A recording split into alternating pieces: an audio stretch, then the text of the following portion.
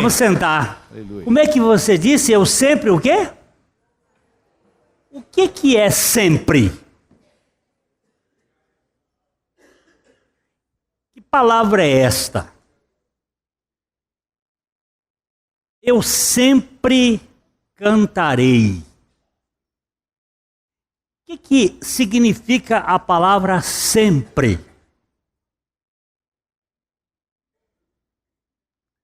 A minha esposa já falou ali, porque ela é professora de português, a outra também está ali. O que é sempre? Um advérbio de tempo. Hein? E dá uma continuidade. Sempre cobre todo o tempo todo. Sempre não pode ser sustentado pelo homem. Pois nem sempre ele é capaz de cobrir o que diz, o que quer fazer. Sempre é um advérbio ligado a Deus, ao eterno, que sempre, no tempo e fora do tempo, ele é sempre fiel e não pode negar-se a si mesmo.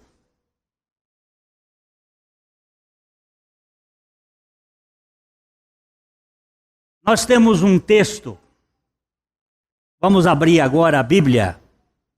Você pode sentar lá, doutor? Tem lugar para gravar lá. Hebreus, capítulo 7, versículo 25. Hebreus 7, 25.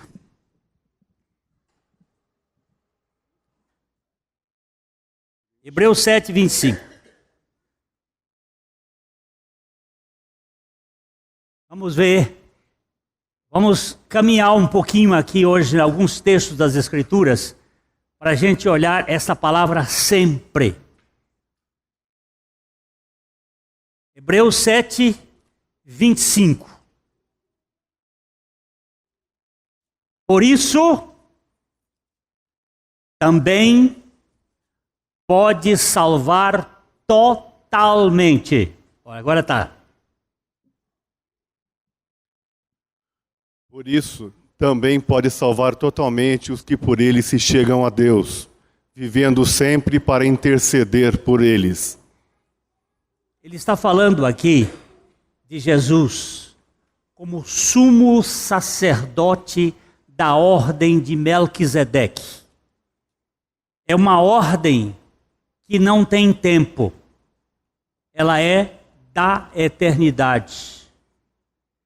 Este sumo sacerdote que aparece para prestar um serviço a Abraão antecede o sacerdócio araônico. E ele está dizendo que ele, por isso também Cristo, pode salvar totalmente os que por ele se chegam a Deus, vivendo sempre para interceder por eles. Por que ele pode salvar totalmente? Porque Cristo é o único homem que é para sempre.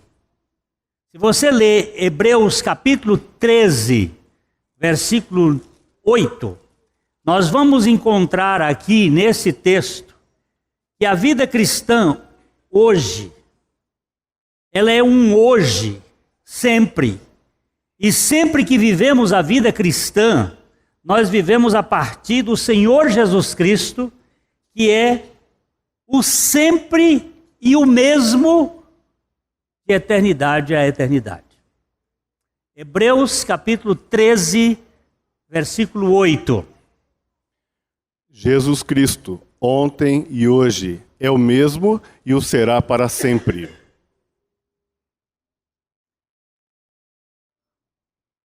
No mundo em que nós vivemos, tudo muda. Nós vivemos num sistema em que as coisas não são as mesmas. Tudo muda. Eu estava vendo hoje alguém dizendo assim, pois é, a gente não vai ao mesmo rio 2 vezes. E é um pensamento dos filósofos de Heráclito, de Abdera. Você não chega, não é a mesma água. Ela já mudou. Mas Jesus, ele é o mesmo.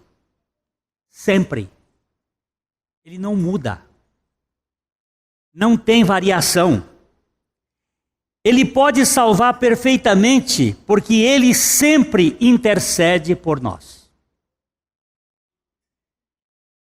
Eu tenho certeza de que Jesus está intercedendo por mim agora.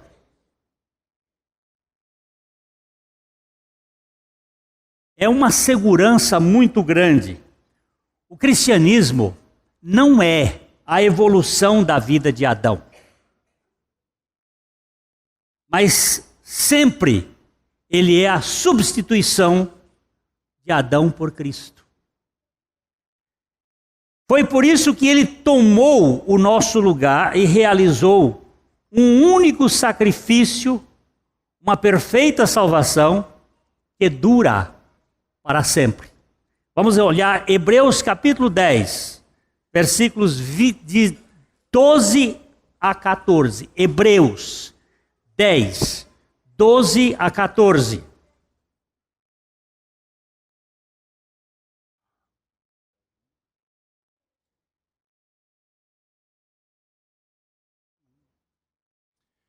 Jesus, porém, tendo oferecido para sempre um único sacrifício pelos pecados, assentou-se à destra de Deus, aguardando daí em diante até que os seus inimigos sejam postos por estrado dos seus pés. Porque com uma única oferta aperfeiçoou para sempre quantos estão sendo santificados. Vamos voltar ao versículo 12. Por favor, olhe bem o versículo 12. Jesus, porém, tendo oferecido para sempre um único sacrifício, assentou-se. Um sacrifício pelos pecados, assentou-se à destra de Deus. O que nós temos nesse texto? O sacrifício de Jesus Cristo, ele é irrepetível. Ele foi um só sacrifício. E com este sacrifício, ele realizou uma obra eterna, para sempre. Não tem como você melhorar a questão.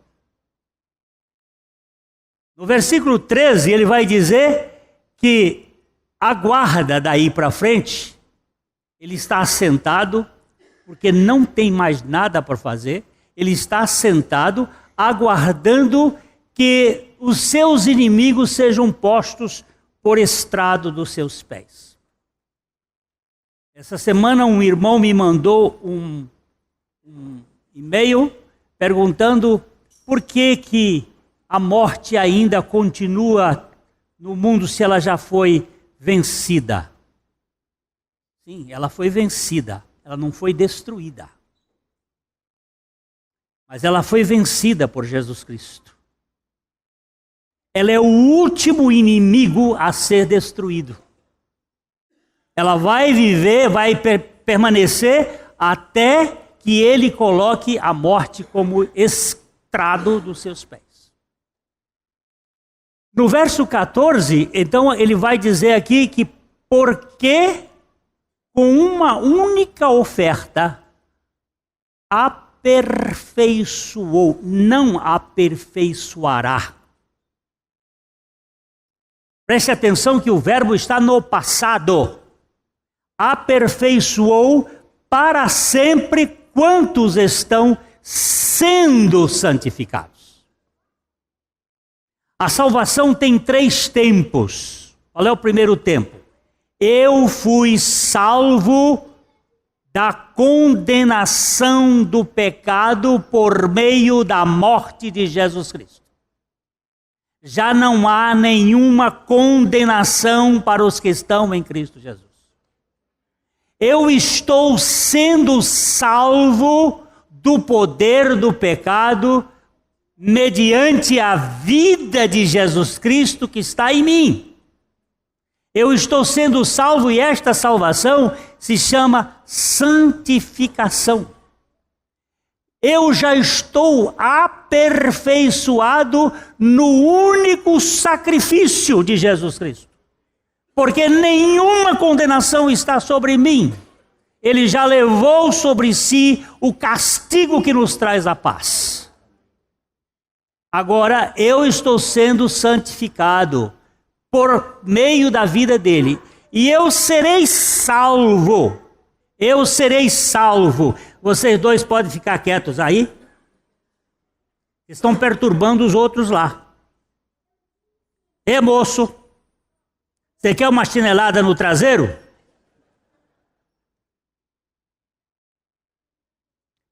Vai no banheiro, mas não fica conversando. É coisa de avô. Com um único sacrifício, ele realizou uma tão grande salvação. Eu chamei a atenção porque eu estava vendo muita gente perturbada aqui. Com um único sacrifício, aperfeiçoou para sempre. Não vai aperfeiçoar. Você pode dizer que você é perfeito em Cristo, não porque você é perfeito, mas porque Ele, o perfeito, vive em você.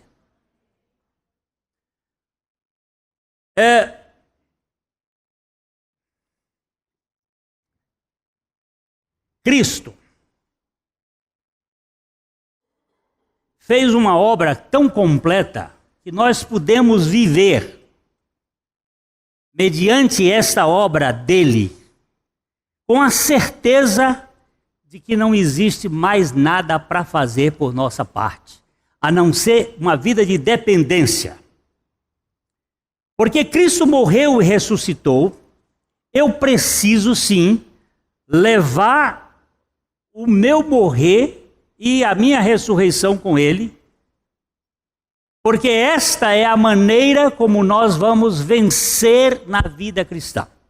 Vamos abrir a Bíblia em 2 Coríntios, no capítulo 4, os versículos de 7 a 11. Vamos prestar atenção nesta sequência que o apóstolo Paulo coloca aqui.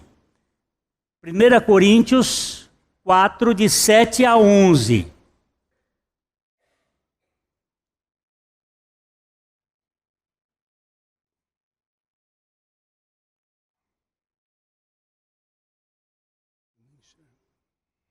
Temos, aí é 1 Coríntios, eu quero o segundo.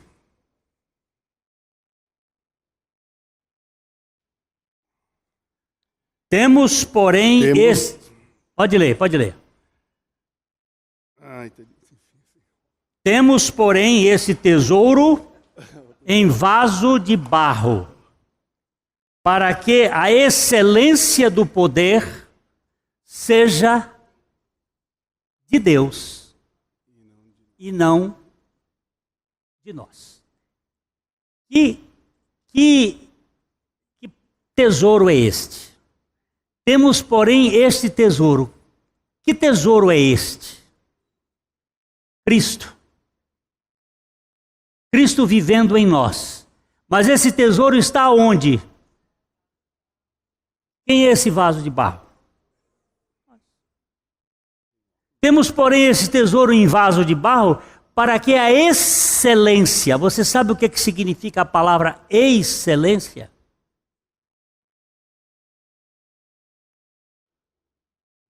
Vou ter que chamar o professor de português aqui, ó. Ex é além. Excelência é céu. Além do céu. Uma coisa absolutamente acima. Jesus Cristo foi feito maior do que o céu. ele tem a sobre-excelência, para que a excelência seja do poder, a excelência do poder seja de Deus e não de nós. Veja o verso seguinte, preste atenção nesse verso. Em tudo somos atribulados, porém não angustiados, perplexos, porém não desanimados. Quanto é? Em tudo. Somos o quê? Atribulados é quando você leva uma porção de pancadas. Em tudo somos atribulados, porém não angustiado é você passar num lugar apertado que não lhe cabe. Oprimido. Nós somos perplexos, mas não desanimados. Seguinte, versículo 9. Perseguidos, porém não desamparados, abatidos, porém não destruídos. Em tudo, nós estamos passando por este mundo de abatimentos, de lutas, mas não estamos destruídos. Por quê? O verso seguinte. Levando sempre no corpo o morrer de Jesus, para que também a sua vida se manifeste em nosso corpo. Levando quando? Sempre. Levando sempre o quê? O morrer de Jesus. O que é o morrer de Jesus? A outra versão dizendo levando a morte do Senhor Jesus. Levando os efeitos da morte do Senhor Jesus no Calvário. Aquela morte não foi dele, aquela morte foi minha. Levando sempre. A primeira coisa que, para termos uma vida cristã vitoriosa, é a consciência do sempre. Levando sempre. A outra versão ainda chega dizendo assim, sempre e por todo lugar. Porque são duas características. Eu estou em algum lugar sempre. Sempre eu estou em algum lugar. E nesse lugar, sempre, eu tenho que levar a mortificação do Senhor Jesus no meu corpo, para que a vida do Senhor Jesus se manifeste. Versículo 11. Porque nós que vivemos somos sempre entregues à morte por causa de Jesus, para que também a vida de Jesus se manifeste em nossa carne mortal. Somos sempre entregues à morte por causa de Jesus. Ter a consciência sempre da mortificação de Cristo é o ponto inicial da nossa vida vitoriosa com Cristo. Segunda coisa que nós precisamos ver está em 2 Coríntios, capítulo 2, versículo 14. É deste modo que o Senhor sempre nos conduzirá em triunfo. 2 Coríntios, capítulo 2, versículo 14. Graças, porém, a Deus, que em Cristo sempre nos conduz em triunfo, e por meio de nós manifesta em todo lugar a fragrância do seu conhecimento. Prestou atenção? No sempre? Dou graças a Deus. Nós precisamos fazer tais coisas para ser vitoriosas. Não, senhor. Nós já somos mais do que vencedores em Cristo Jesus. Mas graças, porém, eu dou a Deus que em Cristo sempre nos conduz em triunfo e por meio de nós manifesta em todo lugar a fragrância do seu conhecimento. Terceira coisa, por isso mesmo, porque nós levamos o morrer de Jesus sempre no nosso corpo, e se você não quiser levar, é um problema seu, Porque ninguém pode obrigar a ninguém levar. Isso é revelação do Espírito Santo e obra da graça de Deus. Aquele que está levando morrer, ele vai sempre ser vitorioso, porque ele é vitorioso em Cristo Jesus. E ele sempre terá bom ânimo. Nós vamos ler 2 Coríntios, capítulo 5, versículos 6 e 7. Sempre nós vamos ter esse triunfo, porque temos bom ânimo.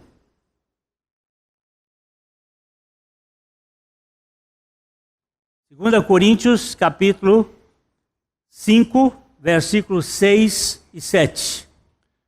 Temos, portanto, sempre bom ânimo, sabendo que, enquanto no corpo, estamos ausentes do Senhor. Versículo 7. Visto que andamos por fé e não pelo que vemos. Volta no 6. Temos, portanto, sempre bom ânimo.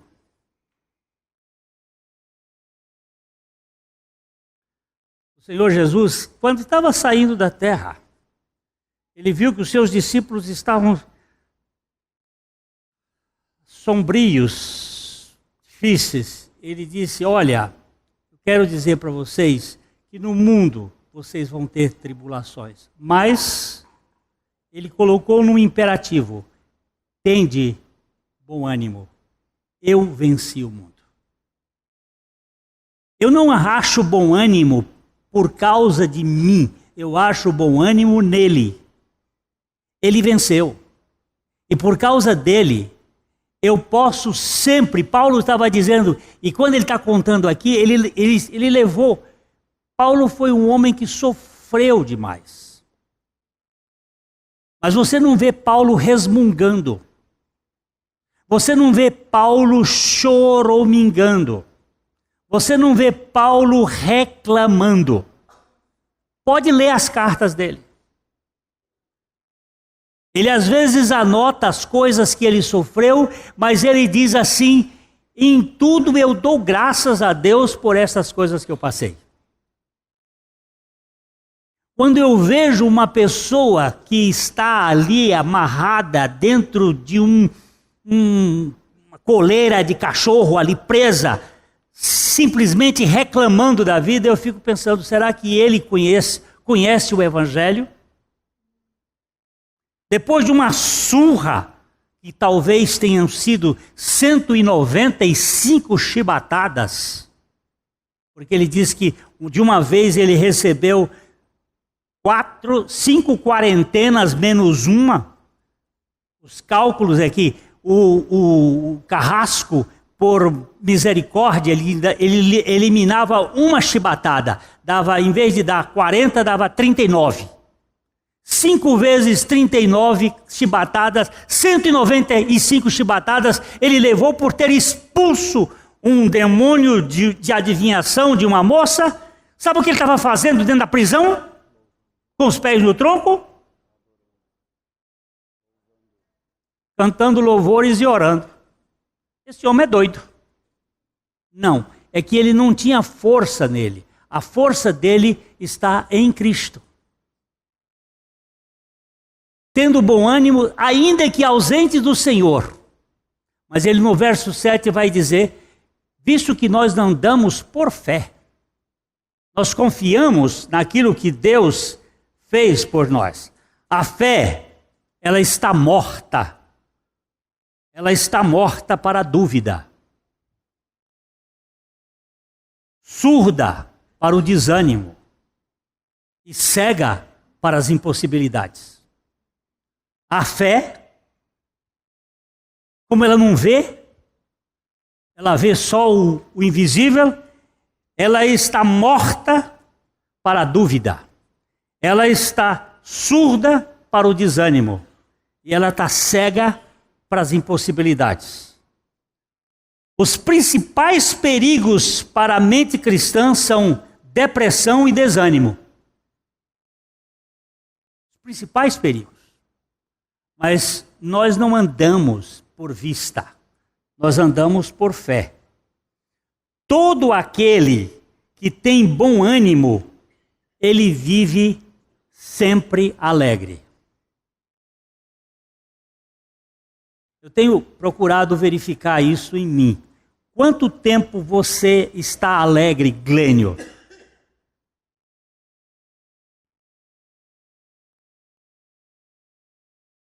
Problemas temos. Como é que você vai fazer agora? Filipenses 4:4. Como é que diz Filipenses 4:4?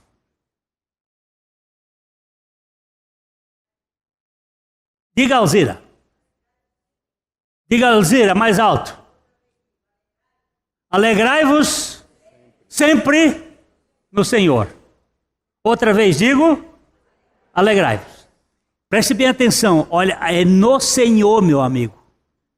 Não é alegrai-vos sempre na piada.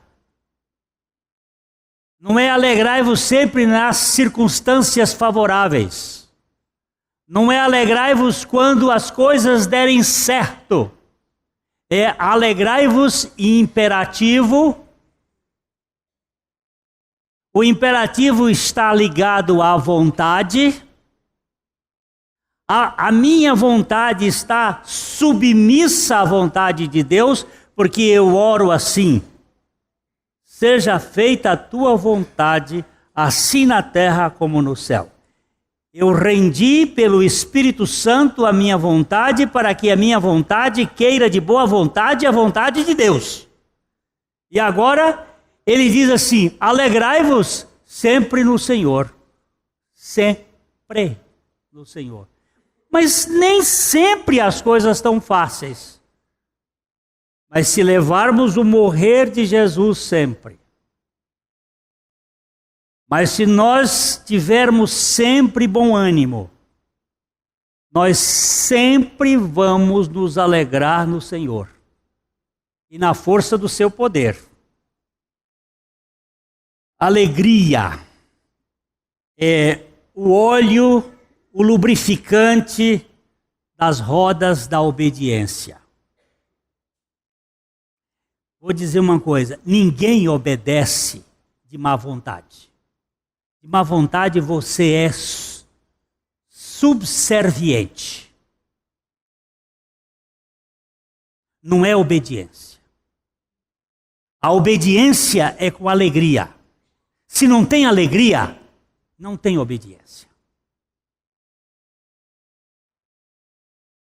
Alegrei-me quando me disseram: vamos à casa do Senhor. Não é uma coisa imposta. É uma coisa de alegria.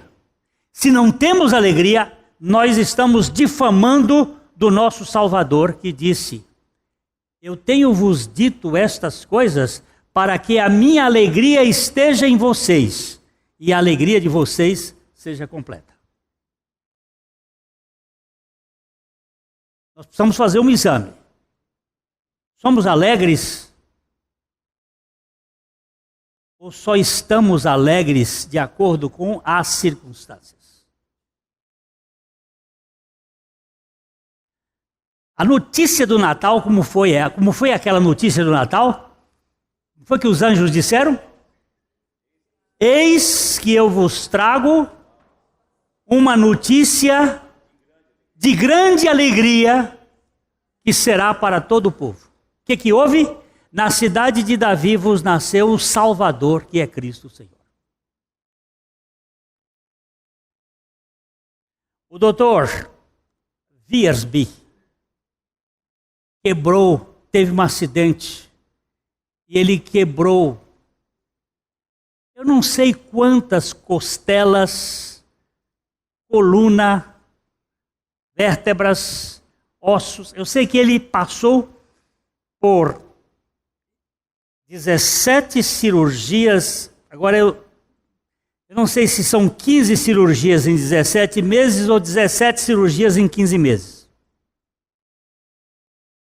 Houve um tempo que ele ficava pendurado, não botava as costas com aqueles pesos. E toda semana ele recebia uma carta de um homem que dizia para ele ficar firme, porque o Dr. Wiersbe, ele tinha um programa de rádio nos Estados Unidos, e ele recebia a carta daquele homem que tentava incentivá-lo a vencer a questão. Depois que ele ficou bom, ele pegou o carro dele e viajou uns 900 quilômetros com a mulher para conhecer aquela pessoa que toda semana mandava uma carta. Quando ele chegou lá, encontrou um homem cego, sem as duas pernas. Era um jornalista que tinha diabetes e que numa máquina que ele batia com as letras de braille e aquela máquina colocava nos caracteres que nós costumamos ler, ele vivia escrevendo para os jornais e ganhava o dinheiro dele assim. Com esse dinheiro que ele ganhava, ele sustentava a mãe que morava com ele de 90 anos, sem as duas pernas, cego, diabético, e aquele homem, durante 2 ou 3 horas que o Dr. Wiersbe esteve lá em sua casa, não deu um gemido, não fez uma crítica, não disse nada se ele era vítima das circunstâncias. Ele simplesmente deixava escorregar a alegria que brotava no seu coração da vida de Cristo. E ele escreveu um livro, Dr. Wiersbe, que nós estudamos com os homens. Seja alegre.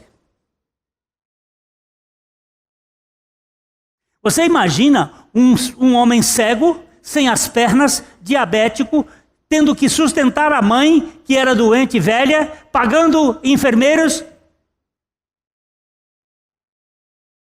E você e eu, com toda a nossa capacidade, como é que a gente vive o dia? Como é que a gente vive cada momento? Reclamando? Criticando? Fofocando? Alegrai-vos sempre. Será que isso aqui é impossível?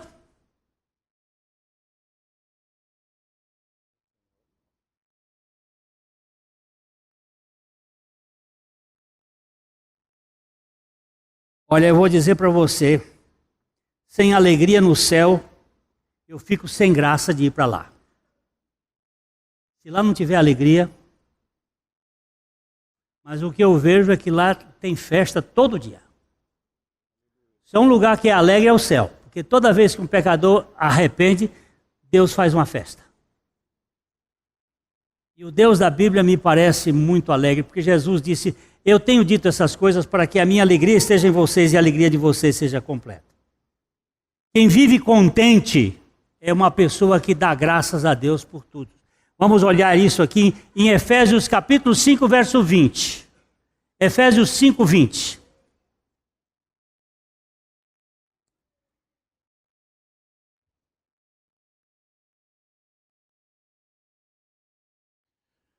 Dando sempre graças por tudo a nosso Deus e Pai, em nome de nosso Senhor Jesus Cristo. Dando o quê? Dando o quê? Dando o quê? Meu irmão, dando sempre graças. Por quê?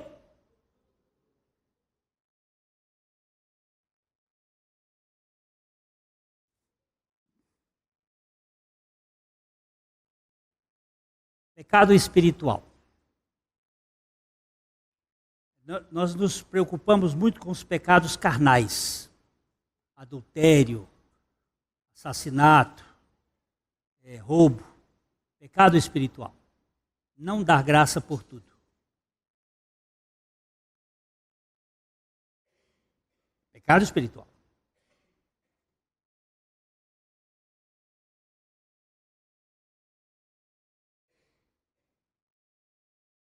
Morreu a minha filha. O que eu faço?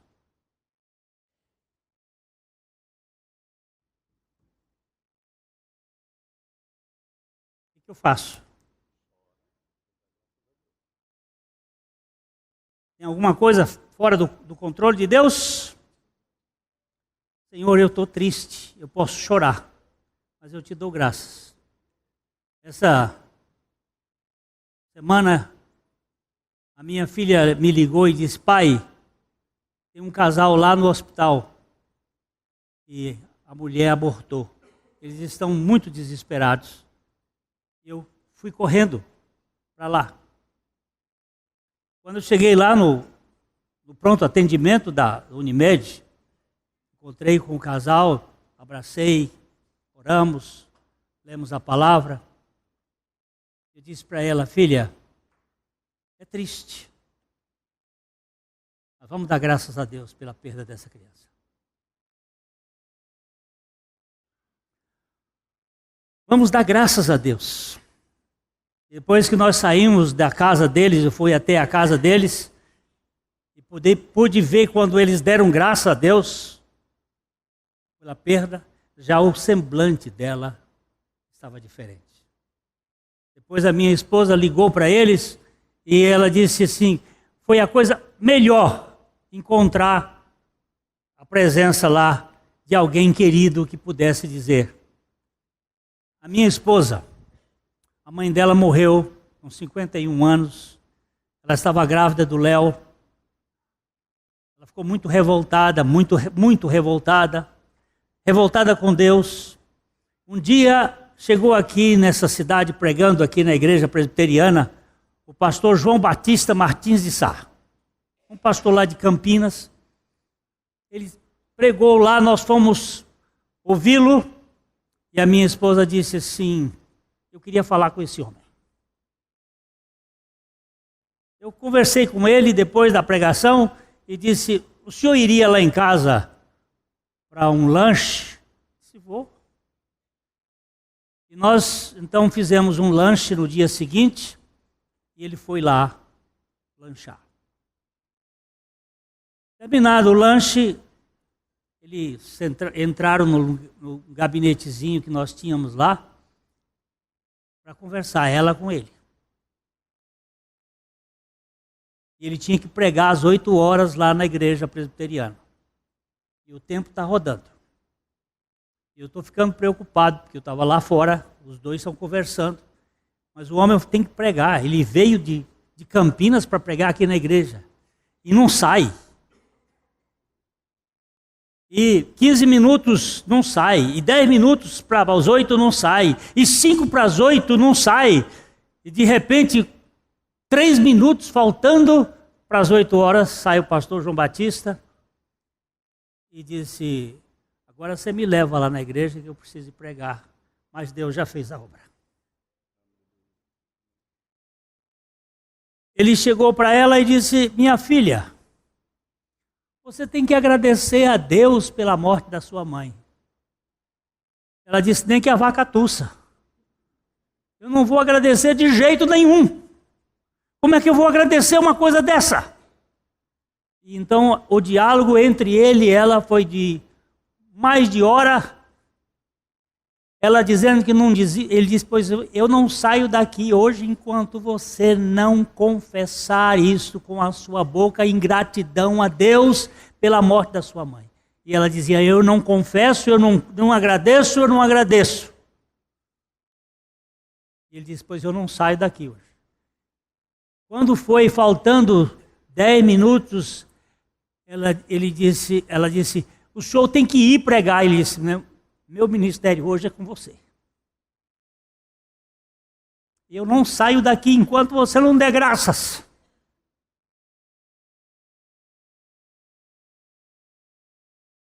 E ela, para não ficar com culpa, que o pregador não foi para a igreja, ela deu graças no muque. Ela agradeceu porque ela não queria estar culpada daquilo. Mas naquele dia em diante, o peso caiu das costas. Porque Deus, Ele não está preocupado com nossa mente, Ele está preocupado com a nossa obediência, ainda que seja difícil.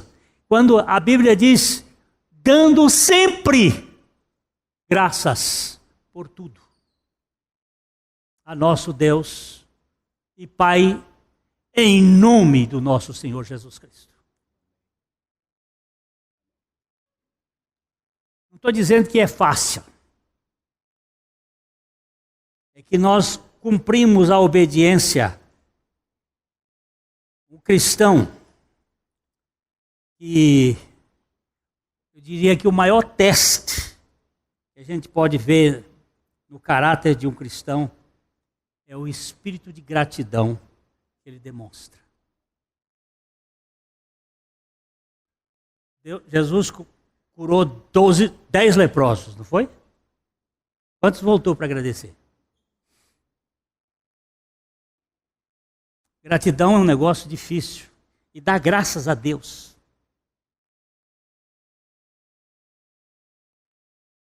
O cristão alegre e agradecido, ele sempre ora com alegria pelos irmãos. Filipenses capítulo 1, versículos 3 a 5.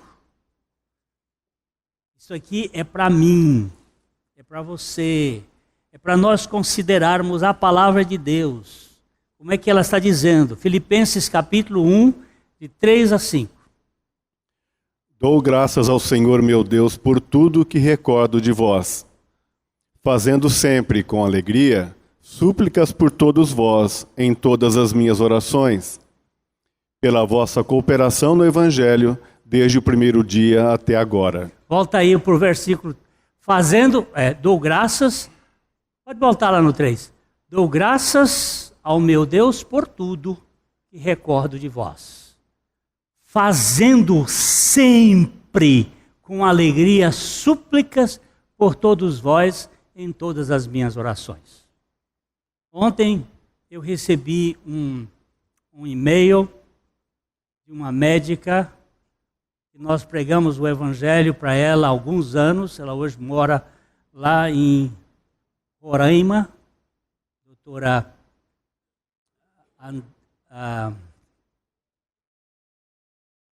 Adriana Caselli, e ela me disse, no início desse ano, ela teve uma trombose e agora descobriu que essa trombose era por causa de um câncer, um Quem é que é médico aqui? Leiomiocarcinoma.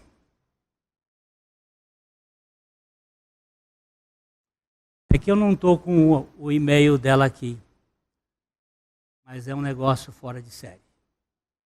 Ela diz: me assustou, mas quem está crucificada com Cristo e Cristo vive, não tem de que se tornar vítima.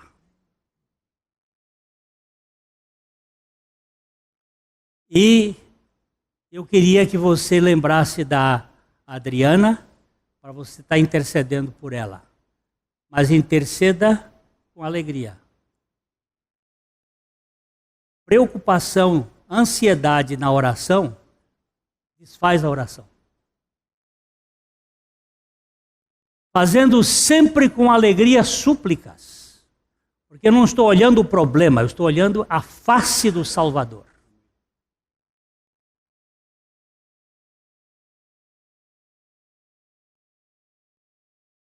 Hoje ela me mandou outra de ânimo.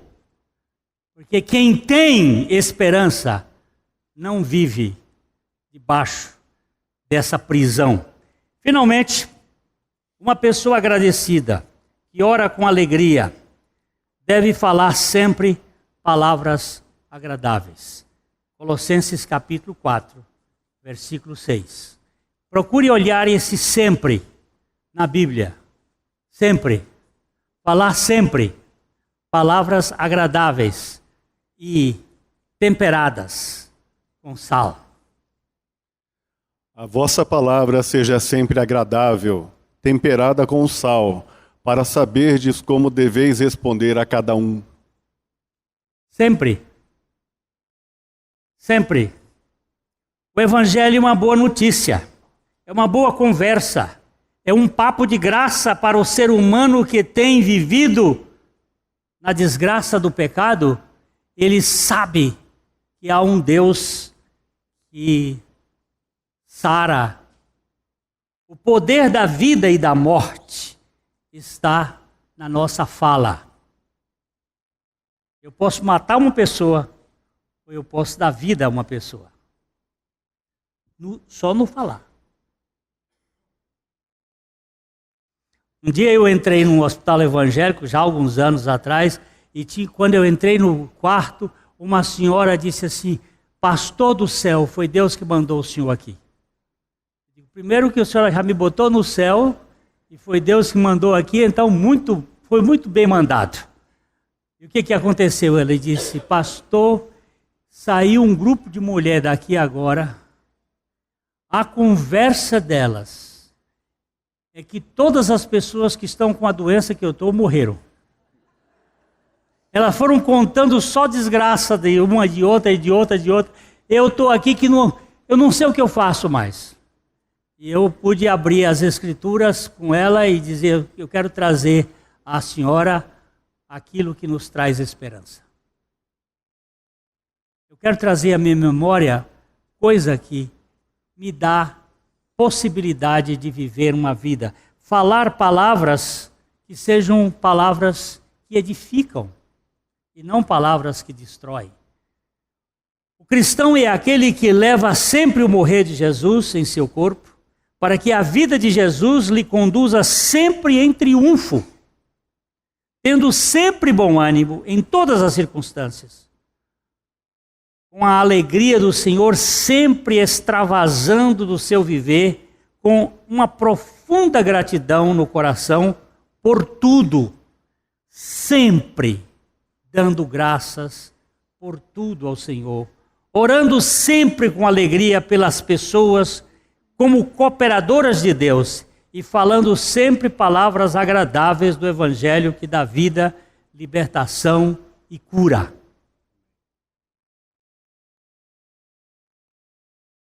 Será que isso é possível? É possível. Porque Jesus é um Salvador capaz de salvar totalmente os que por Ele se chegam a Deus, vivendo sempre para interceder por eles. É por causa de Jesus que nós podemos mudar a nossa cultura. Hoje, na hora do almoço, em casa, nós estávamos comentando por que certas pessoas, minha filha estava levantando essa... Porque certas pessoas são sempre de trás do toco. Elas não saem nunca de trás do toco, sempre reclamando, sempre... E eu contei a história de Toyohiko Kagawa.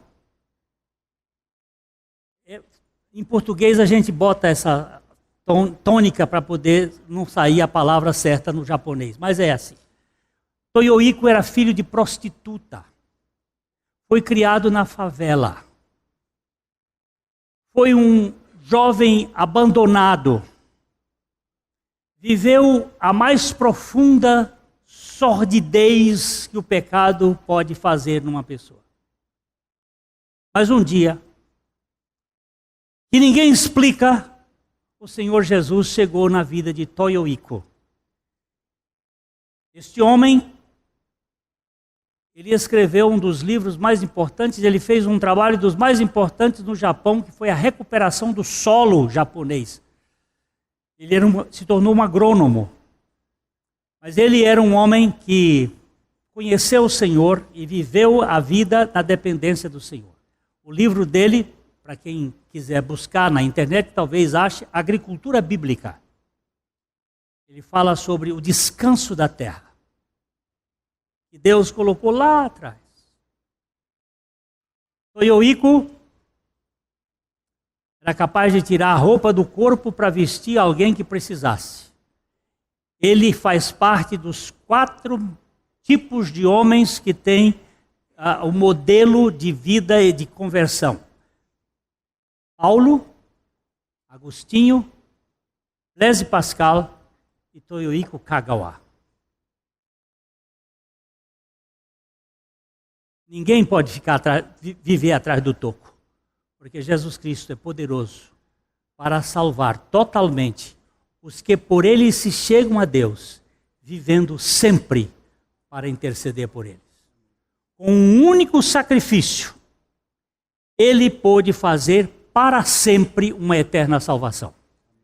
Então, nós podemos mudar a nossa cultura por meio de Jesus Cristo. Ele é poderoso para fazer infinitamente mais, além daquilo que pedimos ou pensamos. Livraria PIB Londrina. A Livraria PIB Londrina procura selecionar cuidadosamente seus títulos e autores a fim de oferecer conteúdo alinhado com o Evangelho de Jesus Cristo. Bíblias, livros de teologia, filosofia, devocionais, literatura infantil, biografias, comentários bíblicos e muito mais. Dispomos também de um acervo de CDs e DVDs das quase 4.000 mensagens ministradas na primeira Igreja Batista em Londrina. Visite a Livraria PIB Londrina e conheça ainda mais. Livraria PIB Londrina, de segunda a sexta, às 13h30 da tarde, às 6 horas. Endereço: Avenida Paraná 76A, próximo ao Calçadão, no centro de Londrina. Ligue para 3372-8921 e acesse o site www.livrariapiblondrina.com.br.